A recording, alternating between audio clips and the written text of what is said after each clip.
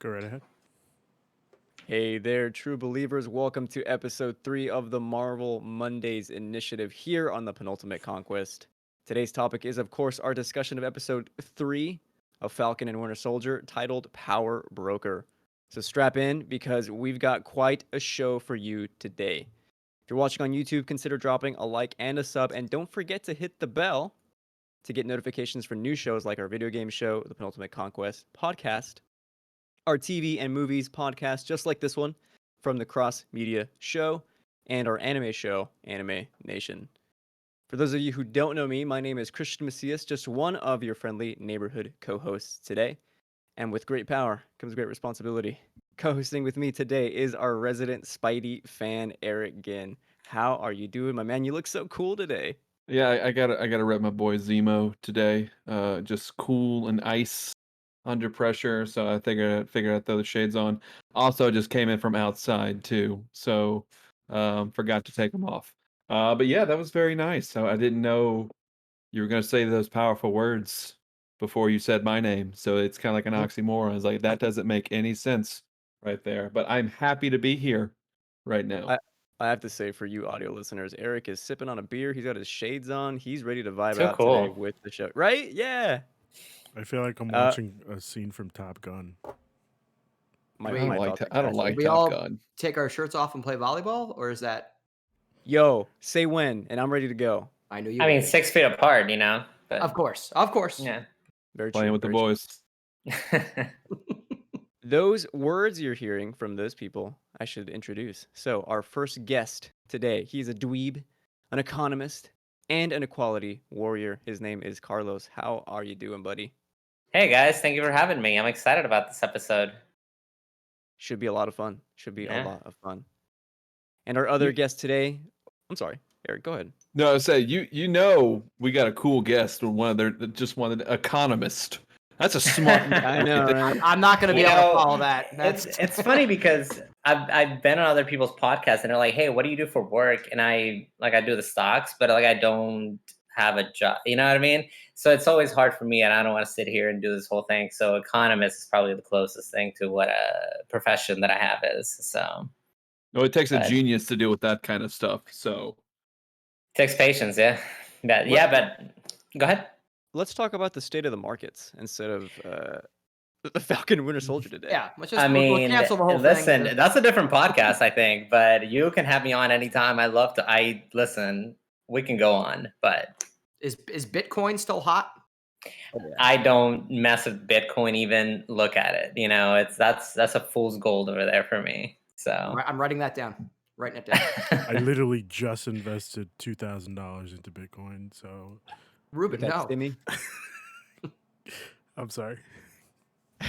The other guest you have heard is a father, an educator, and writer about all things video games. You can find some of his work on Game Rant and as a part of the Xbox Ambassador Program. So cool. He is, of course, Jeremy Frutkin. How are you doing? I am doing great. I'm happy to be here with you guys. And first there was mediocrity, and then there was Zemo. Dude, he right. was. We'll get into it, but he was so cool in this episode. Saved the show for me, but we'll get there. We will get there. Okay. I've got a few housekeeping stuff for you guys today before we get into it. We started a community solo streams at the Penultimate Conquest Twitch channel. Tessa, aka Smash Bro, Breaux, is kicking us off tonight right after this show. She's playing a Soulsborne game, so be sure to check that out. We've also got the Attack on Titan final season episode 16 review tomorrow at 7 p.m. Eastern, so please check that out over there. And then Anime Nation is this Wednesday at 7 Eastern. And finally, what a packed week. Oh my god. Godzilla vs. Kong review on Thursday at 7 p.m. Eastern. So you don't want to miss out. Come on. Okay. Time for some icebreakers. You guys ready? We usually do a few questions for the group. And I want to ask what your favorite Marvel movie is and what your favorite Marvel character Oh, is. we had homework.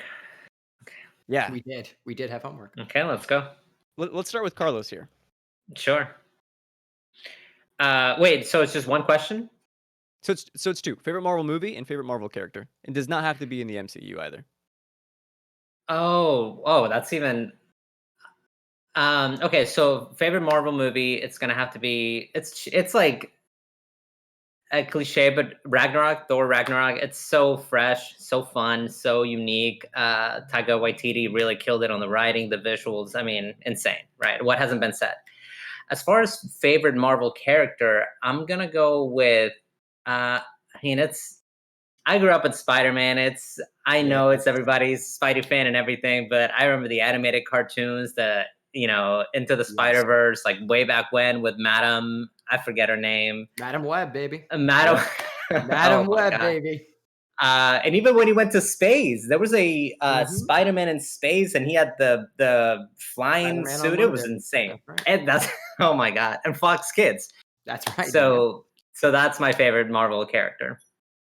I miss that Peter Parker so much. He was so cool. Oh my God, he was cool. His Cool little size. polo shirt. You know to this what I mean? day, when I read comic books, that's the voice I hear in my head when I read Peter Parker. Yeah, agree.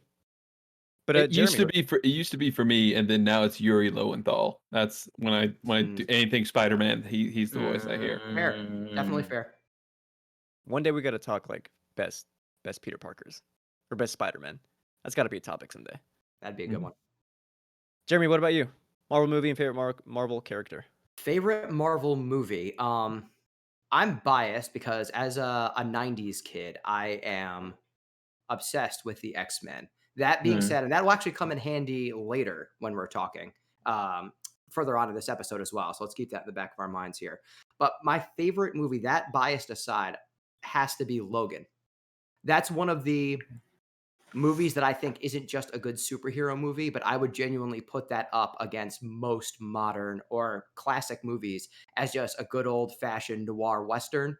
That is just, I mean, it's a masterpiece. I absolutely love it. So Logan is definitely my vote for my favorite Marvel movie. My favorite Marvel hero, if I'm hard pressed to choose one, and I can't choose all of the X-Men, I'm going to go with Daredevil, the Man Without Fear, who I think has, and I've talked about this on other podcasts before too, but I think has probably the best quality writers of any sustained run since his creation. I mean, from Bendis's run to Burbacker's run to just the classic runs in the 80s. Almost nobody has been beaten up quite as much and lost his mind quite as much and still comes back. Maybe not better, but still gets back up every time. And there's something so deeply human about that that's always resonated with me. What did you think of the Charlie Cox show on Netflix? For a while, it was my favorite comic book TV show until WandaVision and Doom Patrol came along. I liked it as a whole. I thought he was great as Daredevil. I thought the whole thing was great. I was the second season, I think it was, with Elektra.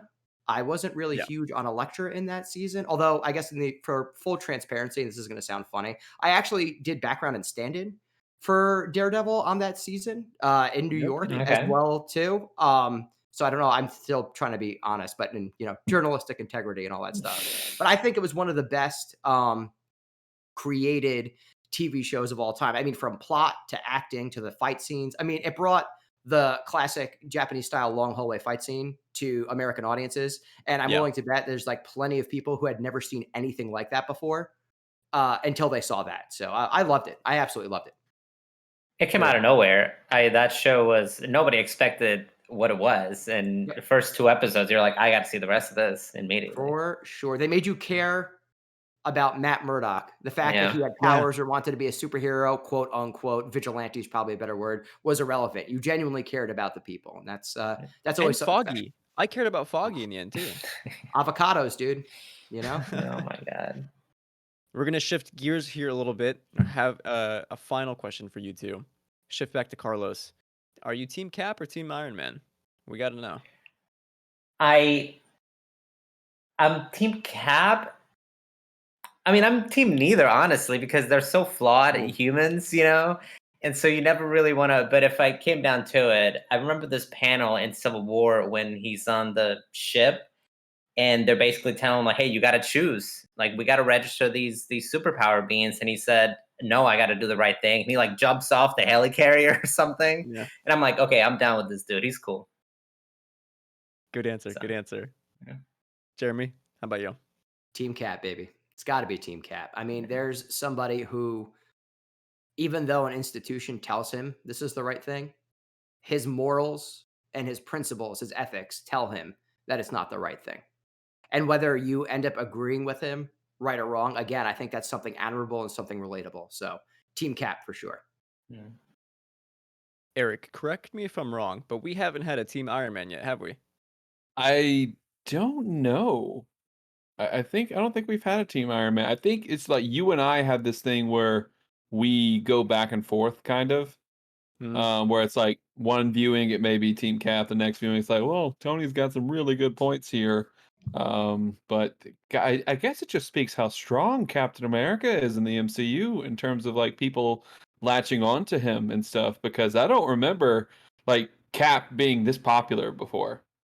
Like Tony's a little too Elon Musk, you know what I mean? Like he's just I'm like, what are you trying to what's your motive here? You know, you don't know what's going on with him. So with Cap, you kind of always know where he stands, you know? He's down for the people. So Hold on. Now when we say Team Cap, we mean John Walker, right? Or I'm US kidding. agent. I am kidding. US agent. With that, we're going to segue into our plot kind of synopsis here of episode 3, Power Broker. So I'm going to take it kind of if you're looking at the doc, kind of segment by segment, and we'll stop after each little major plot point and kind of discuss. And if anything happens, just interrupt me if you have a thought or anything. So we begin with a commercial for the Global Repatriation Council. The ad promises that the GRC exists to help the billions of people return from dust settle back into their new lives with their motto, reset, rebuild, restore. Not operating in that spirit is John Walker, who leads a raid of folks loyal to the Flag Smashers in Munich, seen in episode 2, I think. Not accomplishing much, but tearing up the place in the process. John Walker here, starting to break. He was getting scary here. yeah, he's cracking. He reminds me of that high school dude that just like has a lot to prove, you know? Yep. And you know, it makes me sad to see him wear that suit. I know we're gonna get it. He's gonna get his comeuppance, and this shield's gonna go back to them. But I'm like, take it off already. I don't enough. The character of John Walker in this show has been one of the biggest disappointments for me. And I'm usually very good at separating comic books from the show. I don't want to see the same thing panel for panel or frame for frame. I've seen it already. I've experienced it already. But John Walker, to me, is such like a representation of like the political and military system, which is why it was like so offensive that he became Captain America. And I understand why they have the actor whose name escapes me. It's Kurt Russell's son, right? Who's playing Yeah. John Walker. Yep.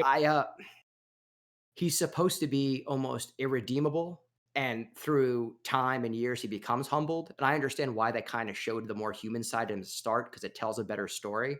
But I'm so used to John Walker just being this loud, militaristic, bombastic dickhead, for for lack of a better term, who eventually learns how to be, if not a hero, some humility, and from his peers and people around him. So that's I'm still I think we're going to get there with him. I understand why they started him out like this, but John Walker really wasn't doing it for me, at least in the first 2 episodes. I'll say that. Yeah. I should bring up, so Wyatt Russell was the actor. Wyatt Russell. Thank you. Yeah. Wyatt Russell.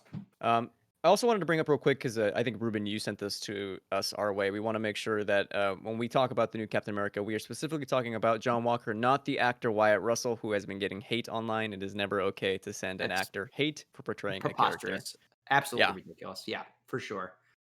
What I am loving here, even though I hate the character, of course, is that it's almost mirroring the abuse of power we see in like everyday society. He's the douchey cop for me, especially when he says that he has that line. I wrote it down. Do you know who I am? That is very, very clearly just abusing his power. He's showing off the shield, the badge, and saying, "You have to respect me because I am in this position and nothing else." That's this episode. Even though I feel like we got a little less of him compared to the other 2, I thought we were really hitting on like the original comics version of him. And I think you hit the nail on the head there, man. It's just that abuse of power. I have the power. You're the little guy. You can't do anything about it. Yeah. But I also want to bring attention to Hoskins, who makes some great points here. I like had to write it down because he's absolutely right. He says about Carly, she is giving displaced people shelter and medicine. And this is what I'm loving about the series is that the antagonists of the group are like very, and I've said this before, they're a morally gray um, group of people that I am so fascinated by, and I want more of them. And I was a little sad we didn't get more of them this episode. I'm hoping we get more in the next three. But Eric, any thoughts? A couple of thoughts. I thought um I think when John Walker comes out of the van, he's like, don't let him delete it, don't even let him breathe. I'm like, whoa, ho, ho. We just gonna go up in there like this? And you're right, like when he does the "Do you know who I am?" Just like hearing the crack in his voice, even like he's definitely starting to lose it, because I think he wants the honor of Captain America without having to go through the work to be Captain America. Because Captain America is not. It's not just his ability to throw the shield that makes him Captain America. What makes Captain America is the first Avenger movie when Steve jumps on that grenade to save everybody, even though he knows like, oh, this will kill me, but it'll save everyone else. Not a And I soldier, but think a good man. Right? yeah, and I think Yeah. it just shows like how special Steve Rogers was, and that's what John Walker was supposed to be in the comics too. It's supposed to show that hey, Steve Rogers is one in a trillion. Like we're never gonna get something like this person again. And so I think that just watching it happen, like seeing this Captain America like person bully and be abusive and use that shield for that reason, it's like, ooh, this is not, no, don't like that. But you make a good point when they talk about, yeah, they're just helping people out. They're going to inspire loyalty if they just help everyone. So, yeah, John Walker is definitely. My theories are he's going to be not a nice guy to deal with in these last 3 episodes, No, I can't believe we're already halfway done through the series as right? well. Yeah, It's wild. So fast. So yeah. fast. I also thought it was really weird that the GRC had a police force just to begin with. Like, why do they? Yeah, the contrast of the beginning where it's like, hey, we're doing all these nice things, we're reintegrating everybody, and then cuts like to the police the opening up the the door, John Walker walking out, don't let him breathe, like very aggressive. It's like very questionable what's going on with this institution. Writers did a very good job with that, with like showing, hey, here's nice fun, but this is how we actually get it done, is with Yeah. brutal police force, which is, how things work now, unfortunately. You gotta love that symbolic juxtaposition. Had to throw that 10-cent word in there. Meanwhile, Bucky and Sam are visiting Zemo in prison, who's able to convince Bucky that he can help them track down the super soldier serum and/or the super soldiers they are after. Without consulting Sam, Bucky arranges things so that Zemo is able to make his escape, and reluctantly, all three of them agree to work together. Um, there's a lot to unpack here. Now, I guess we got to begin with Bucky going in alone to talk to Zemo, and I know my boy's got some thoughts here. Who should we begin with? Who's ready to go? Jeremy, you ready? Oh yeah. Oh yeah.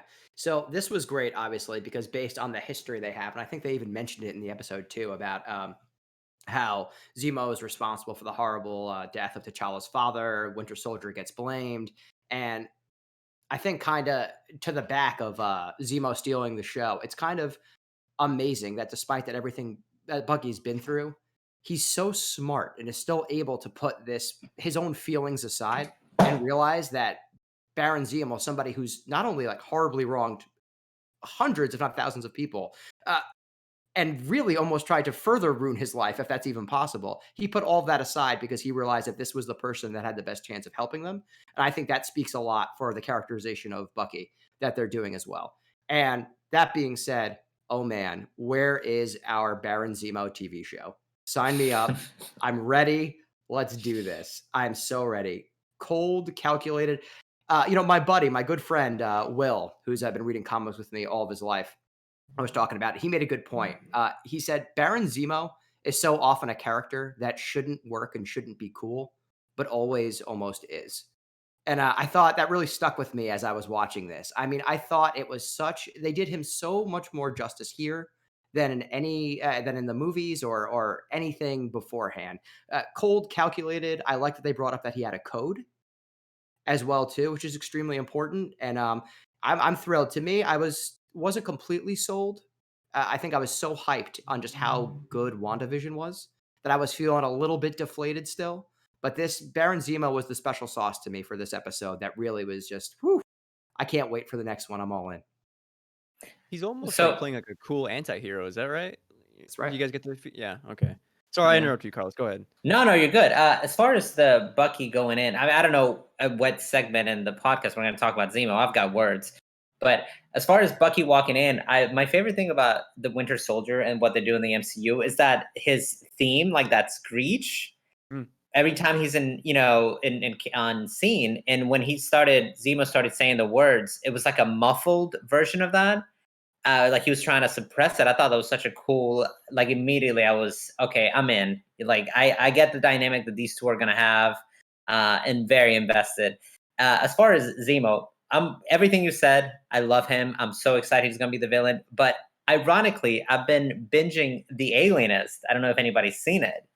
And it's on HBO. It's Daniel Krug, Krug, I think is the name of the actor. He plays the main character, and it's the same, like you said, calculating. He's like a Sherlock Holmes type, and I'm off that high. Like I love that show. Those 2 seasons were really good, and I'm like, yes, I'm so excited to have him back because he's basically the same character he's playing here, and he does such a wonderful job. Just the tension is so. You can feel it at almost any scene he's in. You don't know what he's going to do either because he's got a code, but he has got his own selfish reasons to why he's doing things. So he's the wild card at any given time, He also taunted Bucky with the Winter Soldier activation code when he walked in. Oh my goodness. That was awesome. Good Lord. Eric, we'll get to you in just a second, but I'm glad you brought that up because like it speaks resonance to what Carlos just said about the muffled score. And then when he starts, giving the code words out, and then he doesn't work obviously, and Zemo's like, "You're still in there," in that juxtaposition I get with with that score in the background that really emphasizes that. That's a good point. Eric, I know you were digging Zemo this episode. So, like, the thing is, I think Jeremy brings up a good point. I really liked Zemo here. I will say I didn't like this scene that much because, like, how the freak did that, whatever it was in the Machiavelli book. I'm like, whoa, how did we get here, Bucky? Did you walk in with something? I don't remember you walking in with anything really. So, I mean, but I gotta have a suspension of disbelief with these things sometimes. Like they needed Zemo for the plot to move forward, so I was totally fine with that. But yeah, I like this version of Zemo. I'm a big fan of the Avengers Earth Mightiest Heroes Zemo. They got the Masters of Evil together, and like I enjoy like this normal kind of looking dude is able to wrangle in Abomination, Enchantress, Yep. all these big time supervillains, and kind of get that here too. Zemo's got something. Like he's already like at episode 6 for us right now with the plan that he's got. So yeah, yeah, I Sam and enjoyed Bucky are that. playing checkers. He's Yeah, playing chess. Yeah. I very much enjoyed like him trying to say the words. I thought I was like, ooh, I know this was coming. So, Yeah, yeah, Zemo. the last thing I want to bring up is that for me, Bucky going in alone really felt like a nice character moment for him because it almost feels like he's testing himself. Yep. I don't know if you guys felt the same about that, but Definitely. I mean, Yeah. like Bucky is really the only one that Zemo dealt with in Civil War. Kind of like, sure, like he had when he talked to Steve and Tony at the end of the movie, but like that sit down he had with Bucky was the only time he really dealt with someone from like the Avengers or anything like that. So having them meet again under different circumstances was really interesting. Like they're both like one is a prisoner, one's coming to try to help them out. I thought that was really Yeah. neat. I almost forgot to mention too before the episode started. Happy 7-year anniversary to Captain America: Civil War. I can't Dang, believe he wow. released 7 years ago. That's insane. Feels like 2 years ago. Wait, do you mean Civil War or Winter Soldier? Oh, I'm sorry. Yeah, Winter Soldier. Thank you. Yeah, Gotcha. yeah, Yeah, okay. yeah, Winter Soldier. Okay. yeah. Oof, You guys. that makes Thank me you. feel a Thank little you, better. guys. Alrighty, Still the moving best on. solo MCU movie. Yeah, You're so not wrong. You're not wrong. good. Hmm. So good. Now I'm Especially thinking that fight, especially that first fight between Steve and Bucky, where he flips the knife. Oh, so good. It's a wonderful movie. It is. that choreography is so good. Moving on, Zemo is revealed as a wealthy baron in the trio. I mean, we all knew he was a baron. And the trio fly to the fictional island of Madripoor, but not before confronting Sam and Bucky on the plane about Steve's legacy. And of course, Marvin Gaye. We also see the inside of a GRC resettlement camp as Carly weeps over a dying woman, later named as Donna Madani. Doña Madani. A lot to unpack here. I don't know. Do you So guys have any thoughts? yeah, this is not my thought. I read this online, but there's a lot of awkward like editing in this particular scene because presumably there was supposed to be like a subplot with some sort of virus going on. But because of COVID, they decided to like write everything around it. So like this Interesting. matriarch, I guess, figure that she had, like apparently she's a very big actress. I'm not sure who she is, but a big casting. And so presumably there was this whole other subplot where there's a virus and that's what they're getting these vaccines and all this other stuff. And so that it just felt like the scene felt awkward for me. Like I don't know her motivation exactly, like what's going on, who this person was. I guess I'm supposed to care, but like I don't know. But presumably that's what was going on there. That COVID had a lot of rewrite impact on this. Very interesting. Yeah, I didn't know Actually, that. one of my complaints about the first two episodes is I thought they're spinning a lot of plates to begin with, you know. But that's actually really, really interesting. I'm gonna read more into that. I didn't even think about that. I mean, good on Yeah. them, you know. And But and to touch on this point, later on when they talk to the doctor, they cut to this thing where they're asking, "Oh, what's wrong with her? Like, why did she contact you?" And she mentions or he mentions tuberculosis, but it's like off camera and it's right, like very muffled. So that was Mm, clearly like some sort of reshoot or something. right, yeah. Because of again, they're trying not to. So that's what was going on. So yeah, it seems like a lot of these scenes were kind of just put together, like in this particular middle area. And like you said in the past couple episodes, I was still confused. Like, what are we doing? What's going on? So yep. yeah, I'm with you That, there. that explains No. a lot. I loved, and this is such a silly little note that I have, but I love when Sam and Bucky are arguing that Zemo just goes, "If I may," and the two of them just turn and go, "No." I thought that was a cute little moment. I forgot about that. Yeah. Yeah, that tickled me so much that I wrote it down with my serious notes. Well, the fact that I forget the actor's name as well who plays Zemo, but the fact that he can just jump in and like be just as charismatic as the two Yeah, and just gel really well speaks a lot to him as an actor. for sure. Eric, any thoughts here? Um, I I think I'm gonna bring up an important thing I saw. Blessing Adeoye Jr. from Kind of Funny mentioned a TikToker who had a very interesting TikTok about this specific scene they had on the plane in regards to the Shield legacy. Because Sam has that moment where he's looking at it, it's like, I think I should have destroyed the Shield. Hmm. And then Bucky is going, that shield means a lot to a lot of people. And then he brings up talking about if you look at it from Sam's point of view, in the last episode, he found out that there was a black Captain America that no one knew anything about, that they experimented on. And the foundation of the super soldier serum going forward was built on people like Isaiah, and that was terrible. So for Sam, it's like this shield means a lot of pain for a lot of people because they try to recreate Cap and they try to do all these things. But for Bucky, that shield is hope for a lot of people. And I think it's nice. It's a nice thing to look at legacy here because I think that's what this show is about. Whereas WandaVision dealt with Wanda's grief and how do we learn to let go sometimes. This one is about, I think, legacy.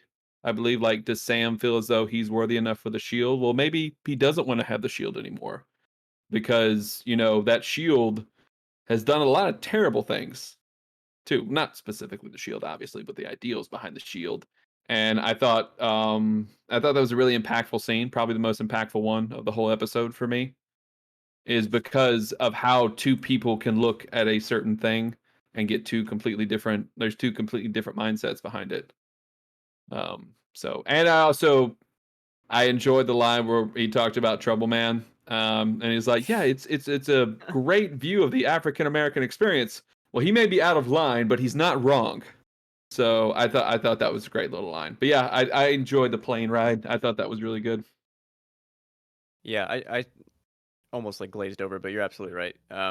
I thought this show was going to be like Sam having an identity crisis over being Captain America, and I was ready for that. And finding out that this show, and exactly what Eric just talked about, like the moral and ethical interrogations of what the Shield stands for to different groups of people, is far better than anything I could have expected out of a Marvel show.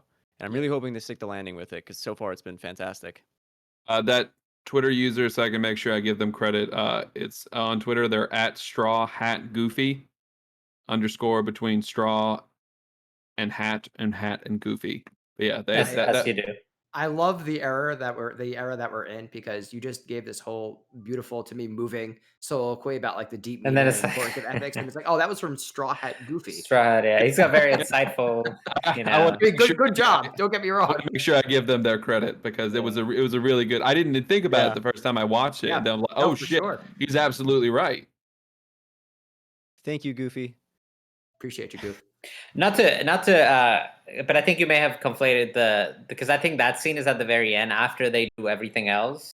Oh, That's the second plane. I mean, it doesn't matter. I mean, it's just this plot's still there, but that's the second scene. Was there two After plane rides? There was two. Yeah, plane so rides. they leave To and from. Madripoor later on, and that's when they find out they did testing on Yes. Isaiah, and they're like, you Yes. know, Sam is all conflicted about it and stuff. But okay. yeah, Okay. All right. Well then, there we go. I don't have fancy to- planes they ride in. You know, they all kind of look the same. You know? Like a G6, like a G6. Yeah, right.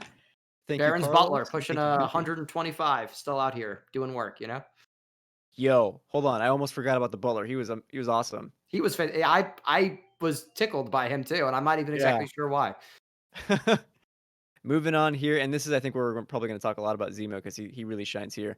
Now on the island, the three infiltrate a local nightclub and speak to the mid-level fence who runs the place and might have intel on the super soldier serum. Part of Zemo's plan is for Bucky to pretend to have reverted to his old identity as the Winter Soldier, while Sam impersonates an infamous underworld figure known as the Smiling Tiger. And then he takes a shot of a snake or snake egg, I forget. Things fall apart when Sam's sister calls while they attempt to negotiate with Zemo's contact, Selby. When their cover is blown, someone outside the building shoots and kills Selby before her men can kill our guys. This puts a massive bounty on the trio's heads, and they flee the premises, discovering that said shooter was Sharon Carter. She's in it. Dun, dun. Exactly. Everybody's coming in. How cool was just like the introduction to Madripoor, just the aesthetics alone? So I started this earlier in this podcast saying that how big of an X-Men fan I am was going to come in handy here. And I popped real hard for Madripoor. I really did. Now, don't get me wrong. I'm not expecting to see Hugh Jackman walking around there with a patch on being like, name's Patch, bub. But still, it was a really nice kind of nod, considering what a strong connection that has with the whole Marvel universe, but with so many X-Men stories specifically. So, and I thought it was awesome. It was a very cool modern day pirate, almost cyberpunky, kind of like just violent, on edge place. Also, another very funny line has to be when Sam, when they're walking in their costumes, just goes, "I look like a pimp." That also got a laugh out of me too. No, what got a laugh at me was Zemo's response is like, yeah, only an American would think, you know, a well-dressed man with a black man with fashion is a pimp, you know. That's like, right. okay. They're such good foils for each other. So good. Yeah. For me, obviously, speaking of Zemo, why I find him so interesting is that he's in the war. He's just a regular human being. Yeah, he's got training, right? And some of that was introduced in Civil War, where he was a mercenary, I believe. But that's not even why he's cool. He's like it was mentioned, he's 10 steps ahead. You as the viewer, you know, Zemo's already there. Like he's already his plan is already coming to fruition while everybody's over here doing whatever. So it's really interesting to see where he's at any given point, how he handles himself around all these criminals, superpower beings, everything. He knows where he's at, and he's just playing everybody like pawns at all times. So Yeah. I don't know how. I have one final thought here, and then I want to ask Eric's his thoughts on this as well. Were you guys sad at all that we kind of came to Madripoor and then left kind of quickly? I was friend of the show, Hugo Panay, mentioned that he was hoping that we'd get more time to like live in that setting, and we kind of leave it kind of quickly, and all the fighting takes place, outside of the city. We're there for maybe 5 to 7 minutes, and then we're out. So I was kind of sad we didn't get to spend more time there. I don't know what you guys think about that. We'll be back. yeah. We'll be Oh, back. nice. I agree. We have We'll be back. Sharon there. Like she's got some Mhm. stuff going on there. The super soldier serum was there, so I feel like John Walker is gonna go there. Like that's where his next move is gonna be. So we'll see. But even if it's not in the show, we're gonna see that island again. I'm Definitely agree. pretty sure. Hope so. Eric, what do we think about Madripoor? Beautiful cinematography in this specific scene, especially when they're walking on the bridge and you see the city in the background. I thought that was a beautiful shot. I think it was really cool, like Jeremy said, like the cyberpunky-esque neon. I realize like neon could be cyberpunky now. Just anything neon. Yep, that's cyberpunk. But I really enjoyed it. I really dug it. I was great to see Sam drink the snake stuff. He's like, oh god. And then like even though Bucky was in character as Winter Soldier, like you could see him like chuckle, maybe smile, just a little smirk that Sam was having to do this. I thought that was great. Zemo dancing, that's the new meme now. Zemo, like I know someone put someone already has a Twitter account of him dancing at different things. Like they have the one with Tony Soprano in the car, but they've done it with Zemo now. And of course, Tremendous. the most listened and liked one was the one where he's dancing to Agatha all along. So Oh, I missed that one. Okay, um, all together. It's all it connected. was good. It was fun. I got some John Wicky vibes out of this one, though. I'm glad you Yes. said that because Yep. I think the director, no, one of the cinematographers or the stunt choreographer who worked on John Wick worked on this episode. It was so good. Like when they're going into the. Oh, I'm sorry, Carlos. Go ahead. No. I think what it is a writer. Who wrote this episode actually was a writer on John Wick. I think that's what There it you is. go. I think you got Yeah. it. That's Yeah. awesome. That makes a lot of sense. Because like them going into the club and them dancing, I'm like, ooh, we're getting some nightclub vibes here. When John Wick went in there and shot a bunch of people up, that was so good. And then we have the dancing, and then we have the mysterious meeting in the back part, and then shit happens, and then we all have a bounty on our heads. We're gonna run. I Yeah. was just going to say real quick, I would love to see an entire episode of just the 3, maybe 4 of them trying to survive in Madripoor with a bounty on their head. I would watch a whole Yeah. episode of That's that. that's what I wrote down. Yep, exactly. Mm-hmm. I'm glad you said They've that. been so cool. I also enjoyed the part where Sam tried to be tough on the phone to Sarah. Like, yeah, I'm gonna kill those bank managers. Like, what? Why didn't he hang up? Why it's like, hey, yo, I'm in the middle of a multi-million-dollar deal. Yep. Yo, I gotta call you, girl. I'll call you back. Like, why did he stay on the? He's Tell a me good what your guy. issue is, Didn't Sam. want to hang up on his sister. I mean, I get.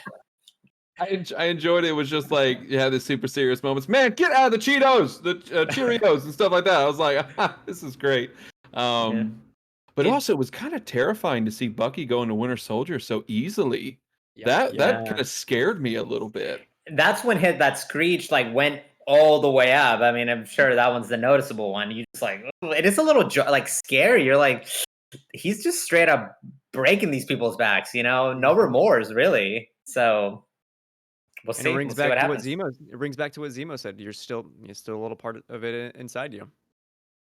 But that did lead us to I think one of my favorite jokes for this episode, which is when they're running away and Sam yells out, "I can't run in these heels," which caught me off guard. It was hilarious. I'll save this. I'll save this for the theories section, or we might talk about it here in the next part. Now, Sharon Carter, now a fugitive, has had a rough time of things since she has last helped Steve and Sam several years ago. While both of them have been pardoned by the U.S. government, Sharon's remained on the run, settling into the hustle life in Madripoor, unable to return home. While she's not thrilled to see Sam and Bucky, she does agree to help them with their mission, especially after Sam makes her a deal that'll get her a full pardon. I will just ask it now. Sharon Carter, is she the power broker? Yep. Probably. You know what? I'm gonna say no. I don't No? think so. Oh, I love the range. I have a feeling she is working for the power broker. I have a feeling she's involved in everything that's going on. But I just feel like we have a big figure coming. Let me just say, if in next episode are like, oh Sharon, you're the power broker, I'm like, okay, fine. Like, I don't think they're gonna go that way. I think they're gonna introduce a new villain. Some theories floating around. Mephisto, right? It's gonna be Mephisto. It's gotta be Mephisto, right? He the bunny, Skull Scratch. I think some theories I saw the Mandarin, I saw like something big like that. And even if it's nobody known, I want a new villain. I just feel like having Sharon is too safe almost. Yeah. She is somehow, I mean, she's had to live a long time just on her own, trying to, she's exiled, all this stuff. I don't think she's in the good guys side just yet, but I just still don't think she's the one pulling all the strings. I don't think she would have turned that heel so quickly. That's my opinion, though. So, although I will say I am liking that we're getting some more depth with her, because Absolutely. in the past movies she just kind of is. She never does anything of consequence. She just, let me steal this shield and like just to be able to help these Titans, right? That they're doing everything. She never gets any significant role, I feel. So I feel like now this is the time for her to be. I'm not too familiar with her in the comics, but I know she has a bigger role in everything. But I'm excited to see where she goes. But as far as the power broker, I'm gonna have to say, and everybody's referring to as him. Even Zemo is like, hey, the king. Oh, I've never met him. Granted, this could all be an alias. We may not know, but I don't know on that one. I'm gonna have to wait. I do like that she is more of a figure. She's a full character with her own thoughts and opinions, more so than her other roles in the MCU. She's Eric, even got her driver, and I'm like, who are you? Yeah. What's going on here, man? Something's Exactly. gonna happen, but we'll see. We'll see. There we go. Oh my god, I just noticed that his Discord icon is Moon Knight. Yeah. I know, That's right? so good. a joke. Bad. How excited are we? Since I know he's getting back on, how excited are we for the Moon Knight? Yes, dude. Oh, I mean, ask me how excited I am. Look at my icon. You know what yeah, I mean? we were. I can't wait. That's what we were talking about. I can't wait. I Yeah, can't wait. I hope they make him so crazy too. Yep. Oh, Yep, just that's go how you got to super do it. insane. All the Avengers in one, baby. That's it. But to answer your question, Christian, the reason why I think it is, she has a really nice place. Like, if she's just a hustler in Madripoor, she's got, they go into this high-rise apartment area in the high town, apparently. No one stops Bucky, Sam, like, hey, who are these guys? Are they allowed in? Or something like that. She has a driver. She seems to know everything that's kind of going on. If she's not the power broker, then she may be like right left hand of them, because But if she's the power broker, how am I gonna let these two superheroes go in and talk to my golden goose? You know what I mean?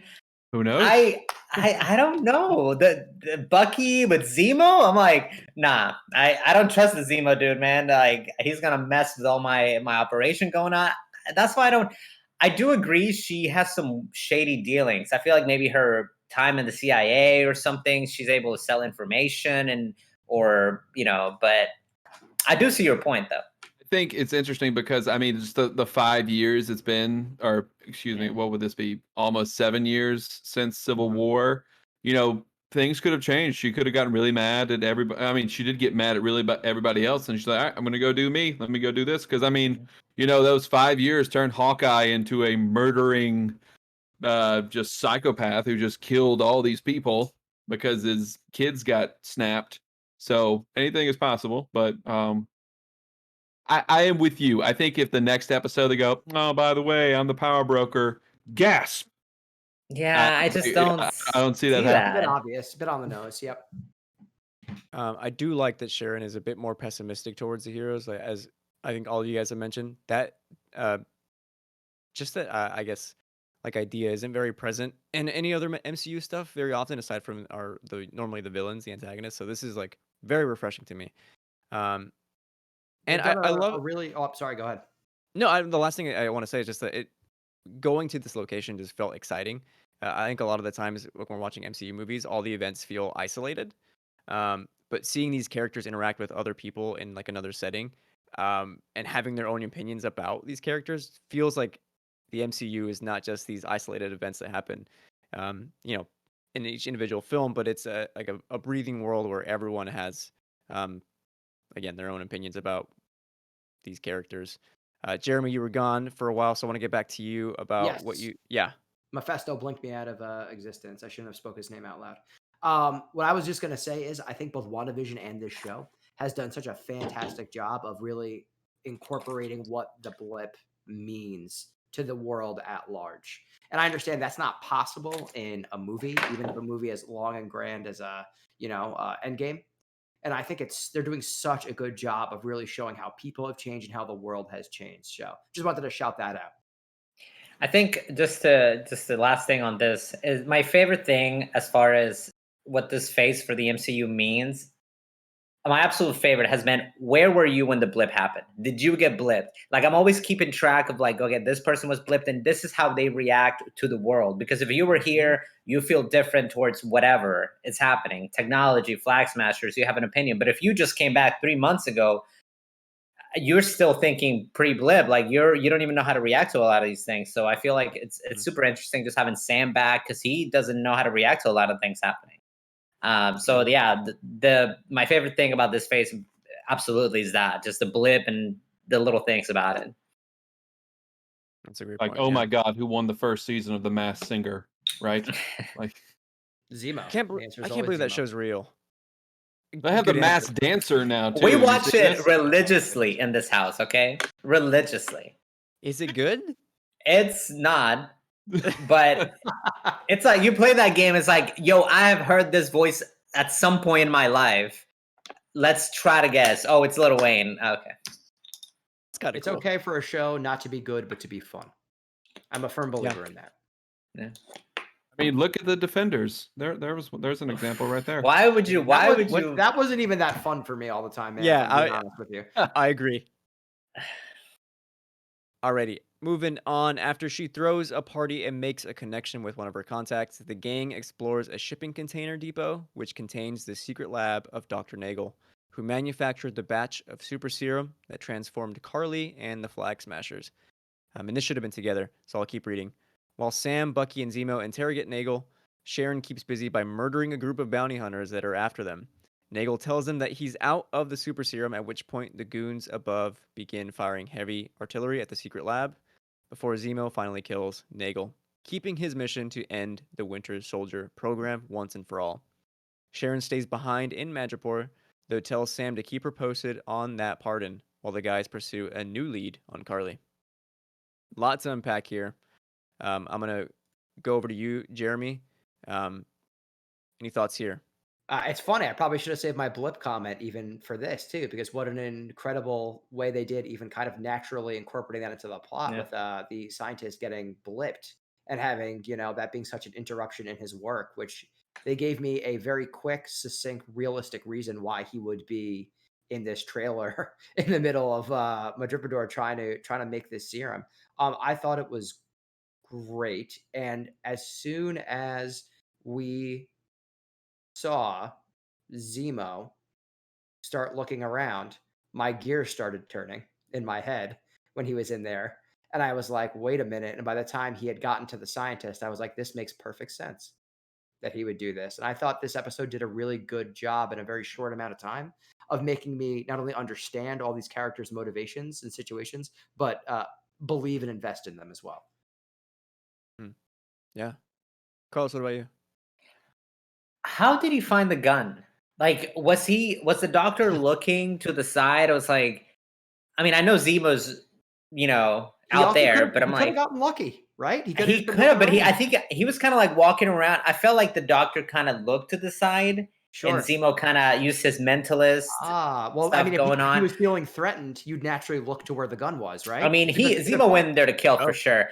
Yep. I love the scene. I think it's the interrogation, the different methods they're all using, right? Sam trying to come in bad cop, but knowing that these are actually the bad cops, right?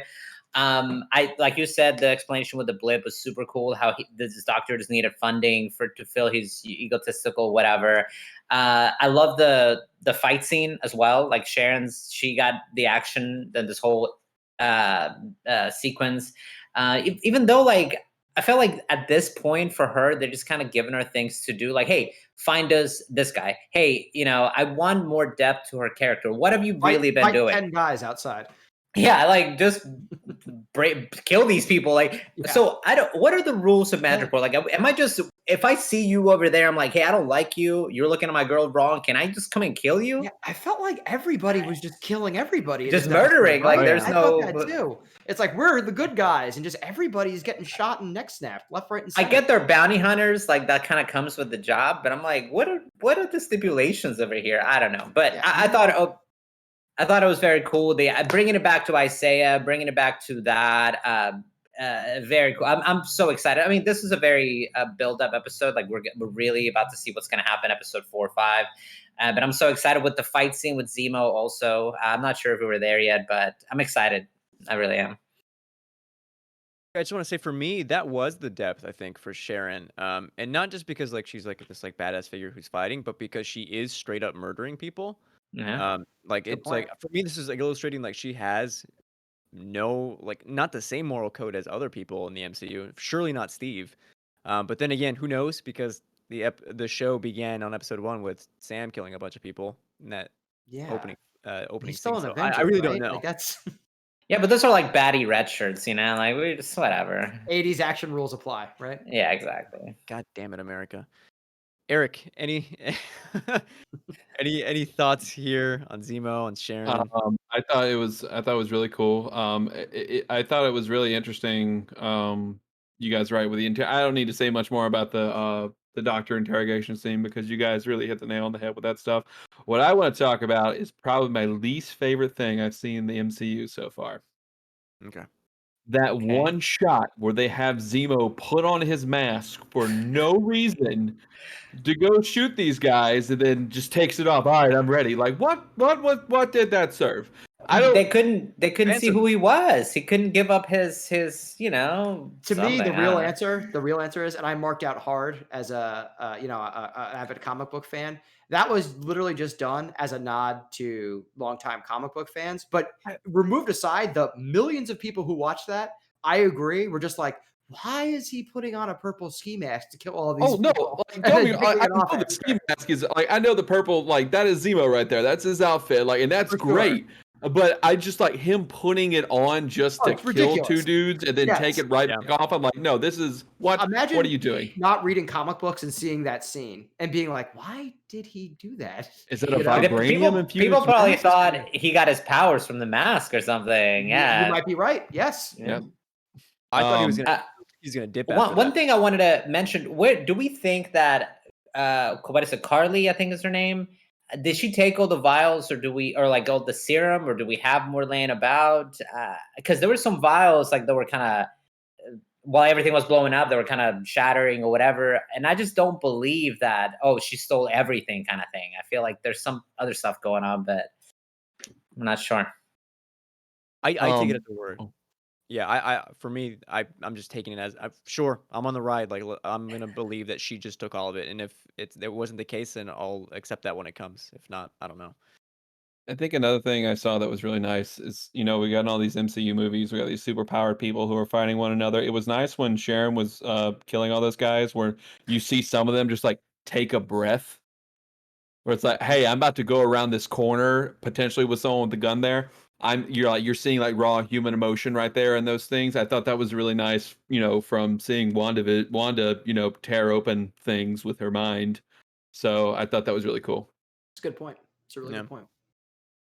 For me, I want to just say before we move on that this part especially felt like a boring movie for me, and seeing Bucky again just be the cold kind of badass he is when he's interrogating Dr. Nagel, getting answers from him, and just shoots right next to his head, and then goes back to interrogating. I think that was Bucky, if I'm remembering correctly. It was. I It just was, thought yeah. I was like, this is cool. This is fun. Okay, but now we're getting into some more nuance with Carly. Carly mourning the Can I loss of. interrupt real quick? Yeah, One yeah, yeah. second? No, I'm please, so yeah. sorry. Just real quick. Bucky impaled a lady with a pipe, right? Cool. It was a cool moment.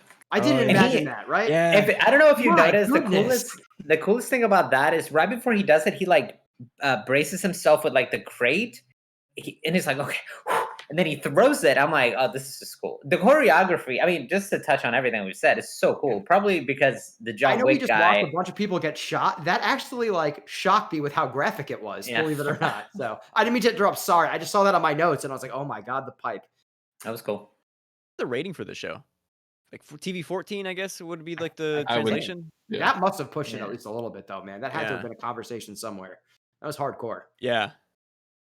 Alrighty. Carly, mourning the loss of Madani, is outside a GRC supply depot, plotting to infiltrate with another flag smasher. I don't remember his name. The two successfully steal the supplies before bombing the place, with people still inside. This is the only language these people understand, Carly tells her colleague. God, I love everything about the flag smashers, and I really want more of them. I'm hoping we get more answers. And honestly, I was kind of sad to see Carly's like moral ambiguity kind of skewed towards like more of the antagonist side. I was hoping it'd be more, I guess, morally good. Any thoughts here, Jeremy? In my notes, I literally have. It's so funny. They're right next to us. I have the flag smashers have good motivation. It makes them understandable and relatable. And my next note is literally in quotes. There were still people in there. Yikes. Boy, how Yeah, quickly man. they changed on a dime with that one scene. Yeah, I agree. I think the strength to strength to strength that the show has been able to do is that moral gray area that everybody seems to be operating in. And I think they lose a lot of believability in some ways if they just have her go full characteristically, just terrorist wanting to wipe everybody off. Because I agree with what you guys have been saying. For somebody, for an organization whose name is the Flag Smashers, that could have been absolutely ridiculous. And they actually were able to make me genuinely understand and care about their motivations. And it would be a shame to lose that more than halfway into the series. For me, a little bit is I love the actors. I think those two have really good chemistry. But for me, and it may be because of the rewrites, for me, I'm confused as to what pushed her so hard Yeah. to do this. Sorry, Alexa, stop. Apologize, guys. Have mine of our own. But I just don't understand what. Okay, so I guess they're keeping the food and all this stuff, but to go that, how many people are in that building? Like 20 for you to just kill them like that? Again, I hope they explain a little bit more of their. It seems like their motivation is to help the people and everything, to feed everybody. But what pushed you over the edge? Like, why are you like this? So that's kind of where I'm missing, my sympathy for that character. Eric, you're revving up. Go for it. No, I think what happened for me was when that Donna Madani character, I think after she passed, I think that's when Carly had like a little switch in her head. Yeah. And it's like, and like she experienced like real human emotion there. I mean, not saying that she's not a human. She's got some super soldier in her, but she's still, very much like angry at all this is happening because Flag Smasher's like, hey, they don't care about us. Like we were here the whole time, and then the new people come in and it's just, hey, let's go to the new people. But it kind of reminded me just like Star-Lord finds out Thanos killed Gamora. Hey, we could save all these people right here. Get this glove off. Nope, I'm pissed off right now. You are not going to change my mind. I'm about to punch this guy in the face multiple times. Spider-Man was right there. Just had to say responsibility, and he should have reminded him.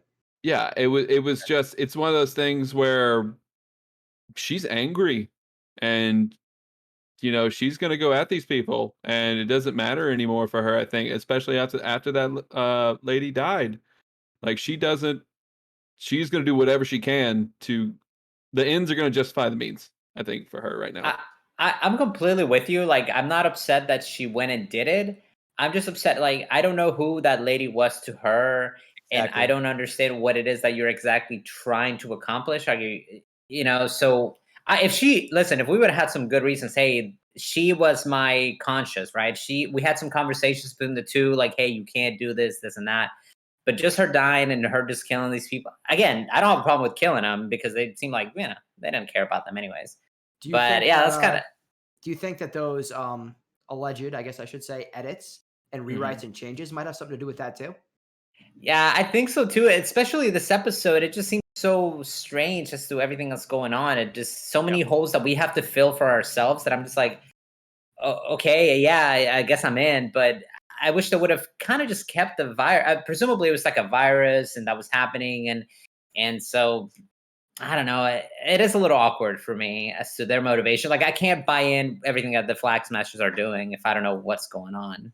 So Carlos, I think if we would have had one, maybe at most two scenes with Madani before this, I and then agree. gotten her on her deathbed, and then Carly's reaction, I would have bought in way more into her turn than what we got in this episode. Yeah, I think you're absolutely right. Yeah, her be like her hope figure, like, hey, we can't turn that way yet. We can't, so on and so forth. And her dying is kind of her. Yeah, exactly. It's just hard to do all these stories with 6 episodes when you got to focus really on Sam and Bucky, because that's when you got to push Loki, when you got to push the Batch, when you got to push. Yeah, fair. Closing us off with our final piece here. When the three arrive in Latvia, Bucky splits away from Sam and Zemo, having spotted some tech on the ground in front of them. What could it be? Bucky follows the trail, which leads him to Ayo from Wakanda, who declares, "I am here for Zemo." Yeah. Yes. What a clip! There What a will cliffhanger, never baby. be a time where that music doesn't come on and I don't get hype. Right. I'm like, let's go. Every When time. they were writing this episode, they were like, all right, bring everybody in. Bring them on in. Yeah. I wrote one note for this, and it was just Wakanda with 3 exclamation points. Like, when Yeah. that dude hit, it was just like, let's go. Come on. Yep. I'm excited to see where this is going. I'm excited. Obviously, Chadwick, we're not going to have him. We're not going to have, but even the ties to Wakanda, to the White Wolf, to all that stuff, all that lore, I'm excited to see. Because, yeah, I mean, Sam mentioned it earlier in the episode. The Wakandas haven't forgotten, man. Like, you're freeing this guy who murdered their king. They're not just going to be okay with it. So, I'm super excited to see all these worlds merge like that. I mean, and this is just a great time for me to ask, too, where we think the show is going, or what hopes do you have for the next episode, the next few episodes, in regards to, specifically, I guess, with this, with Wakandan soldiers coming in to get Zemo, or with any of the other threads we've been following. We'll just go around the table again. Jeremy. I think, and I would like to see an episode dedicated to almost like a battle of the nations and a battle of ethics. And there's no way they're going to have time to like accurately explore this with 3 episodes left. But the idea that they're the Wakanda is essentially there for Zemo, but Bucky and Sam need Zemo, puts them in a very interesting, simple, straightforward, but so complicated butting of heads. And I would love to really have some time exploring that. Absolutely. I think for the next episode, what I would love to see is Bucky's time in Wakanda. Like, just a little bit of flashbacks as to what his life was like there. Just because he got, his brainwashing and everything they were working on it. And that must have been difficult. It wasn't just like a, in and out operation. So I kind of want to see some of that, his PTSD working through it in Wakanda. How he gained the trust of the people. I would really love to see that. As far as, it's a Winter Soldier episode show as well. So I'm hoping we get a little bit of that background. I want to see Carly's life before this. Yeah, just a little bit. Eric, what about you? I think I'm excited for the confrontation between Sam, Bucky, and John. I'm really excited for that because I think what's going to happen is John's going to get to a breaking point, and I think he's going to find a little super soldier serum, and I think he's going to go a little off the deep end there, and maybe his buddy Battlestar is going to get some too, and we're going to have like this 2v2 battle because we still have something's going to happen to Sam because we see him in the trailers and stuff practice throwing the shield back home. Something has happened to where he's got to get ready. I'm thinking maybe there's another shield. Maybe there's a second Captain America shield that he's going to have to take up and fight. Because we got to go back to Louisiana, obviously. Not for personal bias reasons. I'm just saying. But but I'm ready for that. I'm ready for Sam to pick up the shield because I think that's what's going to happen. Like I am ready for him to be the new Captain America because that's what I want. And but if he decides to throw down the shield, I will be just as happy with that because that's Sam's choice, and I really like Sam a lot. Such a great character. Where do we think Zemo's going? Because he's obviously the antagonist of this whole thing. He's got to be pulling the strings everywhere. Oh So my what God, do we we're- think? Power broker. Where's he going? He's going to be the leader of the Thunderbolts, baby. He's going to go Or die in Wakanda. I'll Or, tell or you Dark That'd be cool. Avengers is what I'm hoping. I'm hoping we get a Dark Avengers or Thunderbolts series out of this with Zemo, John Walker as a U.S. agent, a darker Captain America, and maybe we see Norman Osborn finally in the next Spider-Man, and we start having a Thunderbolts or Dark Avenger. They'll probably call them the. Oh Dark my God! I would Jeremy, rather stop! I'm getting too Thunderbolts, but excited. This is my dream, my dream property. Yeah, for sure. So, do I think that's going to happen? I do want to keep trying to will it into existence, though. But my question when all these series starts happening is like, how deep into the well do they go? You know what I mean? Like, but they got Moon Knight. They got obviously they're not afraid to experiment Guardians of the Galaxy and all that stuff. But yeah, it'd be really cool to see, Thunderbolt. That'd be amazing. Especially if this, and I think it will be, this new Suicide Squad movie is a complete home run. Marvel might be like, well, we have always had our answer to that. Right. And we're gonna put it on, Disney Plus and streaming and all that stuff. Oh, that's also on HBO Max. It's neither here nor there, I guess. But I would love to see it, especially in the Marvel universe in the MCU, because that's something we haven't seen in that world before. Did somebody say To answer your Spider-Man? question, Carlos, let's fucking go. Let's go down that rabbit hole. Let's go super crazy. Put Norman Osborn the Iron Patriot armor. Let's go. Yeah. Yes, absolutely. And they're in a prime position with Tony Khan and Steve Khan. It'd be such like a gut-wrenching, disrespectful act on both fronts, especially if you have Norman Osborn sullying, he's the Iron Patriot, but he's wearing the Stark tech and everything and parading around. It'd be such a just a visceral, disgusting thing. I think it would be awesome to see people's reactions. And then we got to get Scorpion with the Venom. I mean, we got to do that. My boy Mac Gargan. Let's go. Yeah. My one thing about the MCU where it's at right now, and I think we've all kind of thought about it, is that there's a power vacuum as far as where the heroes are at, right? There's no Tony, there's no Cap, there's these like smaller heroes kind of doing the thing. So the supervillains are probably Zemo types, they're thinking, hey, maybe we're back, if we're blipped or whatever, we can maybe do some havoc and stuff. And we've all been thinking it, like, who are the heroes and who are going to be the villains really of this new phase? So yeah, Zemo and all of them are. If Doctor Strange is taking Wanda and maybe Spider-Man starts hopping dimensions too, I think even more so, you're exactly right. Who's really on Earth? Thor's in space, right? So who is on Earth, to protect these people on the ground? I think that's a tremendous point you made. Can't take it, man. I'm way too Especially excited. when Mr. Mandarin's about to show up. I hope so, honestly. I mean, they did him so dirty. Sitting here thinking, like, who are the Avengers that are still working, really? I mean, Banner probably is not, you'd imagine. Right. Spider-Man's an Avenger. Yeah, but a little young boy. But he's not going up against Zemo. You know what I mean? He's not. Yeah. It's those street level heroes that we need. We got to bring in Daredevil, man. God, I want Charlie Cox in this so bad. We need more street level heroes. Show me my MCU courtroom drama. I want my She-Hulk now. Yes. Get Mariska Hargitay to guest star. We're doing it. We're writing it right now. Can we bring in the Juggernaut and have them date a little bit too? Because that would just make me so happy. It would be so weird, and I'd be all for it. Just think if Jennifer had to put Moon Knight on the stand and he's going crazy and he can't. Oh my God. Okay, getting too much. Reigns back to Christian. Let's go. You're just enough. You're right where I want you to be. It's perfect. To everyone's credit here, this is what's so dope about Phase 4 is that there's so many possibilities Marvel could take this, and like I'm excited for any direction they go in. Let's go. I think my first when anything was possible was when they announced the Ant-Man movie. I'm like, I'm a big fan of the Avengers, like obviously core Ant-Man, but I'm like, are people gonna resonate with this hero? This is so deep down there, and now they're just bringing everybody at this point. It's so big. Anything could happen. Heist movie.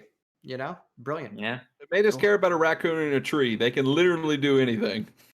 If you would have told me like 10, 15 years ago, Guardians of the Galaxy would be one of the biggest media properties in the world, I mean, there's no way. Yeah. There's no way, right? Amazing. Oh Absolutely my god, then amazing. we got Blade coming. Let's get some Yeah. Marvel Knights going. I Yep. forgot about Blade.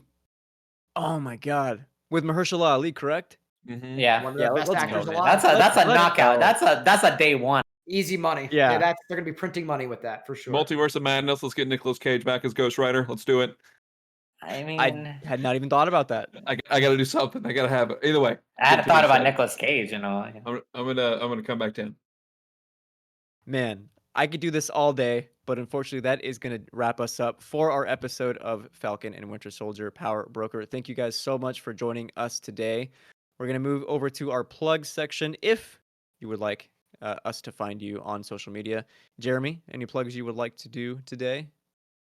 You can find me on Twitter at j.remy. I'm going to be on another comic book podcast called Digging for Kryptonite later this month, where me and a dear friend and filmmaker, Anthony DeZito, is going to be sitting down with me, and we're going to be comparing 14 different origin stories of Superman across comics and media, and trying to find out how they're similar, how they're different, and trying to find the definitive answer of who Superman is. So that should be recorded this month. My guess is probably sometime in May. So keep your eyes peeled for that. I want to listen to that so Yeah, bad. that sounds good. That sounds There's good. a lot. That note taking we were talking about. Listen, I'm wearing it out, man. I'm wearing those notes out over here. Nice. Carlos, what about you? Any plugs for you today? You can find me at Tan Cocoa Butter, just like it sounds, and all the socials. I don't have anything to plug. I just want to encourage people. If you have $5-10, right now, everything with the Asian community, all the hate that they're experiencing. If you can find a local organization, or even just spread the word of everything that's going on, that would be my plug. Just to be good to each other. You know, we're all in this together, especially now. So. Absolutely. I am glad you brought that up. Thank you so much, Carlos. For sure. And Eric. Well, I feel ridiculous going after that because he Oh, brings I'm up a sorry. very I important. want We love to you. change. I want to change my answer. too. I know. But no, Eric Segan on Twitter. Find me there. I'm very excited. The wife Tessa, she's about to start up some Soulsborne streaming. Very excited for her on that.